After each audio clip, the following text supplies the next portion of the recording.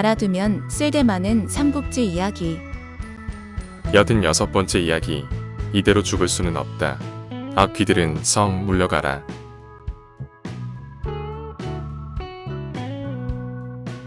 그대들을 부른 것은 밤마다 관우의 얼굴이 아른거려 아무것도 할 수가 없으니 어쩌면 좋을지를 묻고 싶어서요.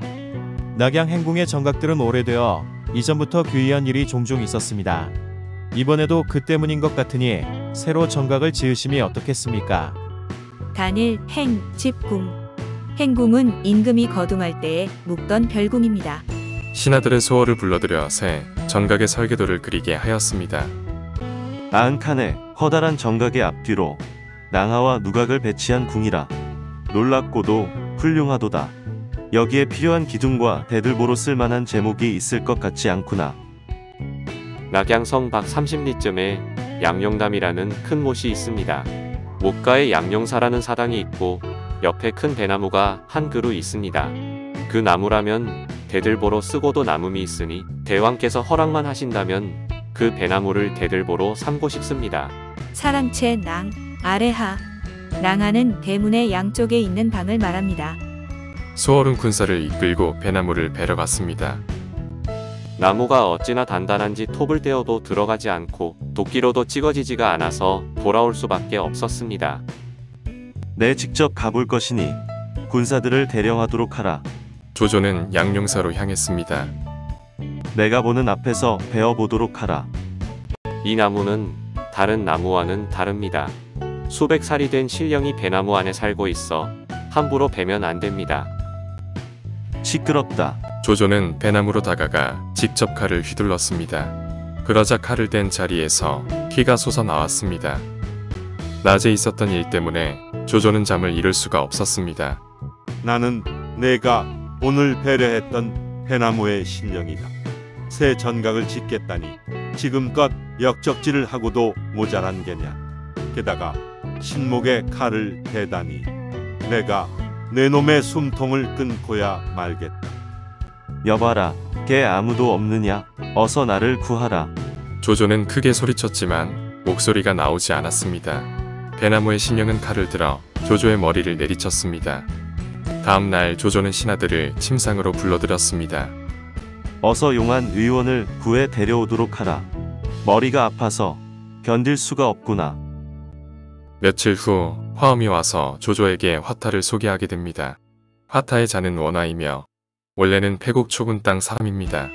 환자들을 약이나 침으로 고치기도 하고 뜸을 놓아 고치기도 하는데 손이 닿은 곳마다 병이 낫지 않은 사람이 없다고 했습니다. 오정육부의 병이 있어 약으로 낫게 할 수 없을 때에는 마페탕이라는 약을 먹여 병자를 마취시켰다고 합니다.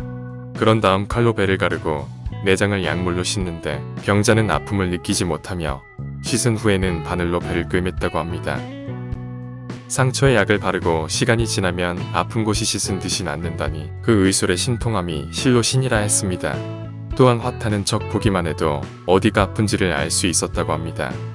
자네는 먹은 것이 내려가지 않아서 그러고 있구먼.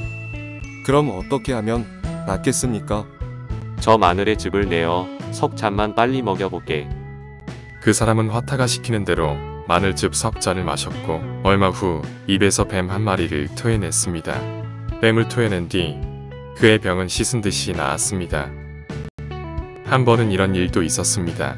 광릉태수 진등이 항상 가슴이 답답한 데다 얼굴이 붉어져서 화타를 청했습니다. 그는 화타가 준 약을 마시고는 뱃속에 들어있던 벌레를 토해냈습니다. 어찌하여 이 벌레가 내 뱃속에 들어 있었던 것이오? 생선을 날 것으로 많이 먹었기 때문입니다. 병이 낫기는 했으나 3년 후에는 재발하면 그때는 낫게 할 수가 없습니다. 과연 진등은 3년 후에 그 병이 재발해 똑같은 증세를 나타내다 죽고 말았습니다. 그뿐만이 아닙니다. 어떤 사람은 이마에 혹이 생겼는데 몹시 가려워 견딜 수가 없어서 화타를 찾아갔습니다. 이 혹 때문에 가려워 견딜 수가 없으니 이 일을 어찌하면 좋겠습니까? 혹 안에 날짐승이 들어있소. 사람들은 모두 어이없어하며 웃었습니다. 하지만 상처를 갈라보니 과연 새 한 마리가 들어있었습니다. 또 이런 일도 있었습니다. 얼마 전 그에게 발등을 물렸습니다. 종기가 나서 두 군데 부어 올랐는데 한 군데는 몹시 가렵고 한 군데는 몹시 아프니 어쩌면 좋겠습니까? 아픈 곳에는 바늘 10개가, 가려운 곳에는 희고 검은 바둑돌 2개가 들어 있소.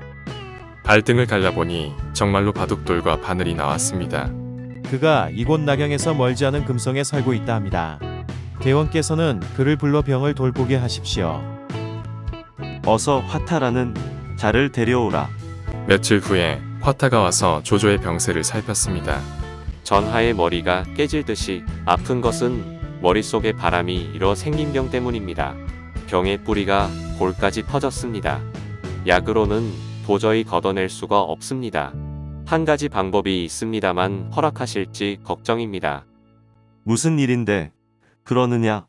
어서 말해보거라. 우선 마배탕을 달여 드신 후에 제가 도끼로 대왕의 머리를 열어 볼에 괜 바람기를 씻어내면 병의 뿌리를 없애고 병도 나을 수 있을 것입니다. 내 놈이 감히 나를 죽이려 하느냐? 몇 차례 자신을 없애려 하는 모의를 겪었던 조조는 화타의 치료법에 의심스러운 마음이 생겼습니다. 이놈을 옥에 가두고 그 속셈을 낱낱이 밝힐 때까지 고문하도록 하라. 이렇게 해서 화타는 억울하게 옥에 갇히게 되었습니다. 감옥에 갇힌 화타는 심한 문초를 받았습니다. 그런데 감옥을 지키는 옥지기 중에 오아복이라는 사람이 있었습니다. 평소 화타의 의술과 인품에 탄복하고 있던 그는 죄 없이 고초를 당하고 있는 화타를 딱하게 여겨 몰래 술과 음식을 대접했습니다. 죽는 것은 한스럽지 않으나 일생 동안 터득한 의술을 기록해 놓은 청랑서를 세상에 전하지 못하는 것이 안타까울 뿐이요. 내가 편지 한 통을 써줄 테니 내 집으로 가서 청랑서를 가져오시오. 고마움의 표시로 그대에게 내 의술을 전수해 주겠소. 선생의 높은 가르침을 얻는다면 옥지기 노릇을 그만두고 병든 사람을 치료해주며 선생의 덕을 천하에 알리겠습니다. 조조의 병이 위중해졌다는 소문이 돌면서 국문 안팎과 각청의 경계가 삼엄해졌습니다. 오아복은 화타로부터 받은 글을 품에 간직한 채 틈을 내지 못하고 시간만 보내고 있었습니다. 무슨 일입니까? 전하의 명령으로 방금 화타를 죽였다. 오아복은 관을 마련해 화타의 시신을 장사지낸 뒤 그날로 옥지기를 그만두고 화타의 집이 있는 금성으로 향했습니다. 화타의 집으로 찾아간 오아복은 화타의 편지를 보여주었습니다. 이것이 바로 청랑서입니다. 집으로 돌아온 오아복은 아내에게 청랑서를 보여주었습니다. 나는 옥지기를 그만두고 의원이 되겠소. 천하의 명의가 되어 병든 사람들을 구할 것이오. 다음날 아침 오아복의 아내는 화타의 청랑서를 불에 태워버립니다. 설령 당신이 이 책을 읽어 화타처럼 유명한 의원이 되어도 그 의술 때문에 옥에 갇히거나 죽임을 당한다면 다 무슨 소용이겠습니까? 화타 어른, 죄송합니다.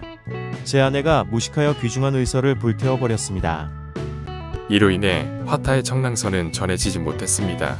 다만 타다 남은 끝에 한두 장에서 닭이나 돼지를 거세하여 살찌게 하는 등의 하찮은 것만이 전해졌다 합니다. 화타의 의술, 장상군과 견줄만 하고 담 안 들여다보듯 오장 육부를 훤히 아네.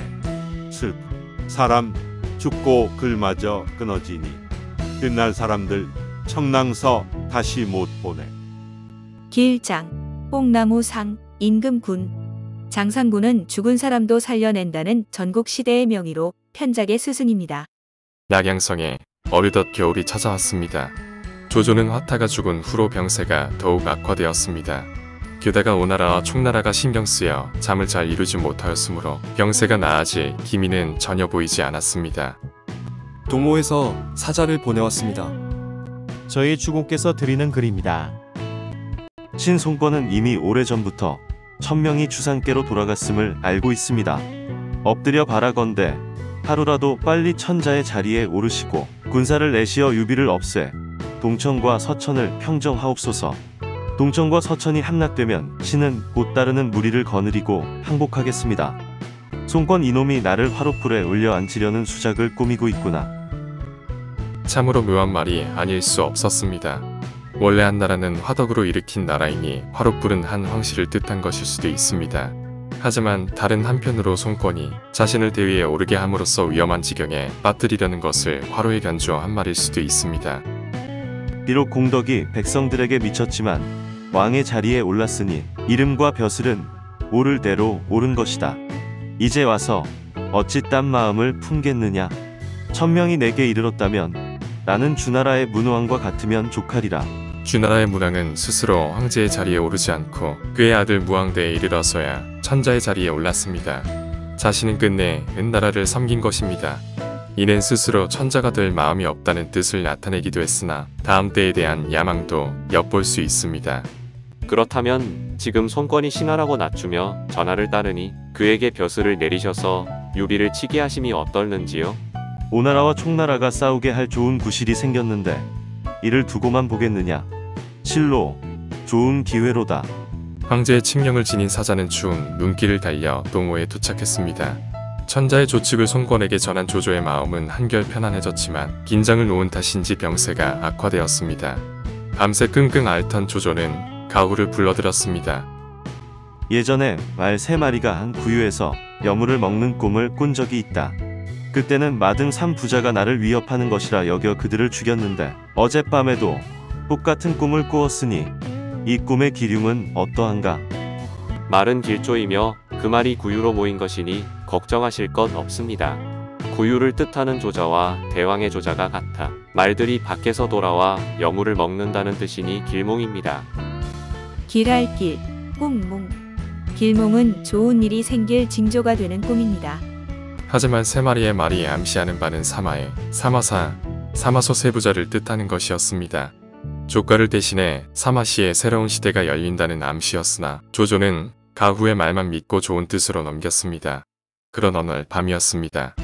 조조는 다시 악몽에 시달렸습니다. 조조네 이놈, 우리가 내 목숨을 가지러 왔다. 이대로 죽을 수는 없다. 악귀들은 썩 물러가라. 전하, 무슨 일이십니까? 신하들은 조조를 조용한 별궁으로 옮겨 보살폈습니다. 다음 날이 되자 조조의 병세는 더욱 악화되었습니다. 눈도 나빠져 한치 앞도 보이질 않는구나. 누가 가서 하후돈을 불러오너라.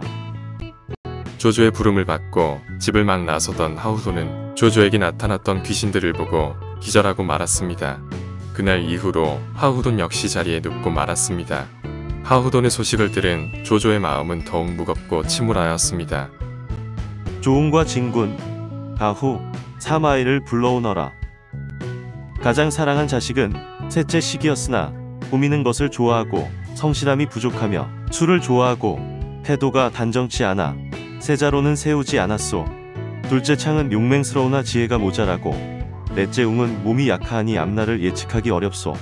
마지 비는 진중하고 공손하면서도 치밀하니 뒤를 이을 만하오.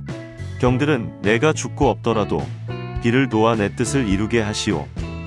조조가 유언을 남기는 이 자리는 숙연하기 그지없었습니다. 조조는 자신의 시종을 들던 시녀들에게 아끼던 좋은 향과 옷그릇 등을 나누어 주었습니다. 조조는 앉아 있을 힘조차 없어 자리에 누웠습니다. 그리고는 첩들을 불렀습니다.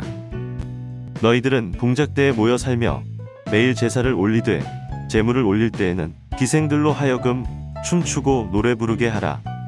제사 제, 물건 물. 제물은 제사에 쓰는 음식, 즉 제수를 말합니다. 그리고 조조는 대신들에게 마지막 유언을 남겼습니다. 창덕구 광무성 밖에 70개의 가짜 무덤을 만들어 나의 무덤이 어떤 것인지 알지 못하게 하라. 이때가 조조의 나이 66으로 건한 25년 정월이었습니다. 1세의 영웅으로 무장으로서나 군주로서 으뜸가는 인물이었던 조조의 마지막 길은 조용하고 담담함 그 자체였습니다. 후세 사람들은 이런 조조의 일생을 한 편의 시로 지어 노래했습니다. 업군 업성에 물은 장수이니 이 땅에서 나야 할 이인이 일어났네. 계략과 떼어난 일을 하는 마음에서 비롯되고 임금과 신하가 형제와 부자같이 지냈도다. 어찌 영웅을 속된 마음으로 알랴. 들고 나는 일 또한 여느 사람 모르네. 큰 공 큰 죄 두 사람이 아니고 악행과 선행이 한 몸이었네. 창을 놓고 배를 쌓아 산과 맞서니 기운과 운세 따라 쳐들기도 굽히기도 했네. 글 빼어나고 팩이 드높아 어찌 속된 무리와 함께할 수 있으리. 이런 사람이 어찌 역적질인들 못할까. 작게는 패자요 크게는 왕이네. 패왕 되어 아녀자도 울리니 불평해 본들 어찌할 수 없구나. 목숨 비는 일 빌어야 소용없음을 알았고 여인들에게 향 나누어 주니 무정하다 못하리라. 오호라 옛사람 일 크고 작음 가리지 않으나 적막하든 호화롭든 모두 뜻이 있네. 서생들아 무덤 속 사람 가벼이 말하지 말라. 오히려 무덤 속 그 사람이 서생 행태 비웃겠네. 조조의 묘는 71개.